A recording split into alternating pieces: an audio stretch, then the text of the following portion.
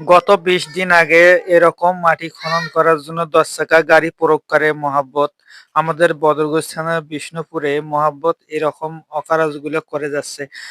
কৃষকের সাধারণ জমিগুলো দেখো এভাবে খনন করতেছে। এগুলোতে কখনো আবাদ হবে না। আর অবৈধভাবে জমিগুলো ১০ চাকার গাড়ি লাগিয়ে সারারাত এই যে শীতের দিনে অন্ধকারে এগুলো আ অকারেজ করতেছে। আমি আবার আগেও বলে দিছি যে এগুলো অবৈধভাবে জমিগুলো খনন করা যাবে না। সে কোনো কথা মানে না। তারপরেও জমিগুলো খনন করতেছে। আমি আজকেও বললাম যে, "এগুলো বন্ধ করো।" হুম, আগেও আমি ওই যে টিওনো অফিসে জানাইছিলাম। জানিয়ে বন্ধ করে দিছি। এই ১০ চাকার গাড়ি দিয়ে এইভাবে কৃষকের জমিগুলো খনন করতেছে।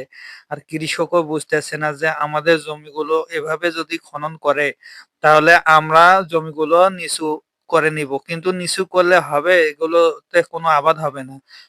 এগুলো নিচু করলে আপনার ক্ষতি আছে। আর এগুলো জমি খোয়া যাবে না। আর রাষ্ট্রের বিপক্ষে আপনারা যদি যান তাহলে আমি আবার বললাম মহাব্বতকে এটা বন্ধ করো।